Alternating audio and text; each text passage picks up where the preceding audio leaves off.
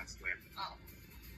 Ang ibinunyag na ito ng Vice President Sara Duterte ay tila sadyang nagkatotoo na umano na may niluluto ang Marcos administration matapos ang nakakagulat at biglaang kudita na nangyari sa loob ng Senado kamakailan lamang at ang biglaang pagpapalit ng liderato ng Senado at ang questionableng pagsiba kay Senador Dante Marcoleta bilang chairman ng Senate Blue Ribbon Committee kung saan ay matapang na pinangalanan ang mga kongresista at dawit ang pangalan ni Saldico at Martin Romualdez na siyang ibinunyag naman ng mag-asawang Diskaya. Kaya naman Senador Alan Peter Cayetano hindi na nakapagpigil pa na magsalita na at tila tahasang sinampal ng katotohanan at binulabog ang galawan ng Senado sa pamumuno umano ni Senator Tito Soto na kamakailan lamang ay napisto umano na nakipag-usap pala sa speaker ng Kamara at di umano'y